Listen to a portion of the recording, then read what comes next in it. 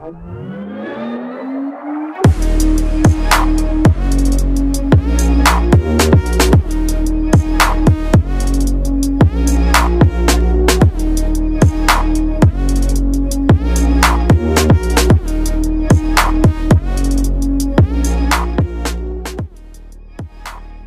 aujourd'hui, comme on l'avait dit sur le groupe Fan Club MG Motor FR, nous sommes aujourd'hui en test avec ce chargeur secteur, donc qui se branche sur une prise traditionnelle et qui permet en fait la charge des véhicules électriques avec la prise type 2. Alors ici on a une grande section, on a une grosse section qui fait à peu près le pouce. Voilà, le boîtier, donc il est étanche. Bien sûr, pas la peine non plus de lui faire couler des seaux d'eau dessus, mais pour la pluie, il n'y a aucun problème. Et donc quand on l'allume, il a un petit afficheur. Donc voilà comment ça se présente. Là c'est pour dire que il est bien branché. Ici c'est quand il est en train de charger. Et là quand il y a des défauts. Voilà, donc ça peut être un problème au niveau de la prise électrique qui ne fournit plus suffisamment de puissance, ou alors un défaut du véhicule. Voilà. Alors ici au niveau de l'affichage, j'essaye de vous mettre ça le plus propre possible. C'est un affichage qui varie. Le cercle rond là, c'est une touche. Donc là, il est réglé pour 10 ampères. Si je rappuie un coup, 13 ampères. Un autre coup, 16 ampères. Et après il revient à 8 ampères. Voilà, parce que ce chargeur en fait il est compatible aussi pour les voitures d'autres marques, enfin toutes marques de type la prise type 2 qui est ici. Donc là je l'ai laissé dans le sachet, mais c'est exactement comme celle du ZS première génération et EHS par exemple. Et donc on fait le test avec ce chargeur. Pourquoi? Parce que il permet de régler la puissance. Donc habituellement, le chargeur d'origine, il est de 10 ampères. Là, le fait de mettre en 16 ampères, donc je ne sais pas si on arrive à lire, j'essaye de vous faire ça, voilà. Donc là, on a le voltage ici de la prise, donc il y a bien 220, 230 volts. Ici, l'ampérage, et là, les kilowattheures. Enfin, kilowattheures, c'est un peu plus haut, et là, les kilowatts. Et le temps de charge, voilà. Alors, pour ceux qui veulent absolument une connexion Bluetooth, etc. Malheureusement, ce n'est pas compatible avec... enfin, il n'y a pas d'application pour ce chargeur-là.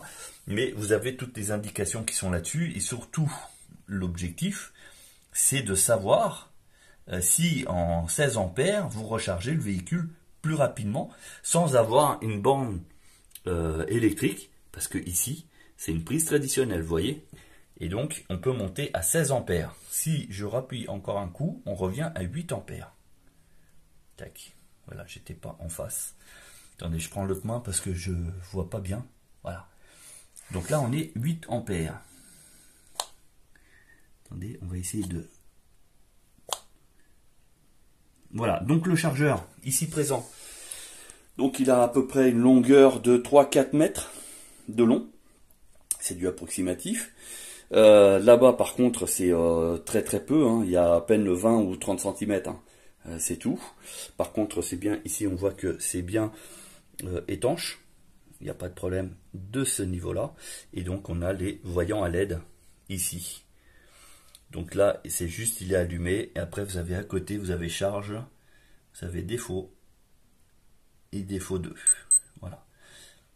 Sinon c'est assez compact. Voilà, ça fait à peu près peut-être 5 cm d'épaisseur, environ 20-30 cm en longueur et à peu près 10 cm en largeur. Voilà. Et le boîtier de bonne qualité, le câble qui paraît de bonne qualité aussi. Voilà, donc pour ceux qui sont intéressés, le câble, enfin le chargeur là, il est proposé à 199 €, frais de port inclus. Voilà, si vous êtes intéressé, n'hésitez pas à passer commande. Pour le EHS, ça a permis de réduire le temps de charge, pas de moitié, faut pas exagérer, mais de récupérer facile 2 heures. Voilà. Sur le ZS EV première génération, je n'ai pas eu le temps de faire le test parce que j'en ai pas à l'heure actuelle pour vraiment voir s'il y a une grosse différence. Mais cependant, je pense qu'il y a quand même un gain en temps. Voilà, pour ceux qui sont intéressés, n'hésitez pas donc à passer en MP ou email, SMS, enfin bref, tous les moyens sont permis, il n'y a pas de souci. Et vous savez qu'avec nous, c'est du matériel qui est fiable, qui est testé et garanti.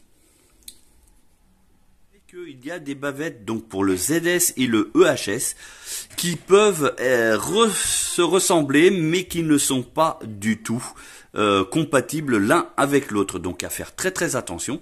Et ici je vous montre la différence. Alors sur le côté gauche vous avez le montage pour le ZS EV. À droite vous avez pour le EHS. Alors déjà la plus grande différence entre les deux, c'est que ici les bavettes, vous voyez, celle-ci elle est plus large. La fixation là-bas elle est un peu plus haute par rapport à celle-ci. Donc, de plus, si on regarde bien, là vous avez une encoche qui n'existe pas sur celle-ci. Voilà, donc ça c'est la différence. ZS, EHS.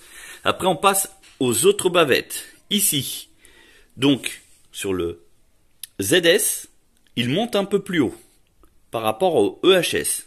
Et ici, la fixation elle est différente.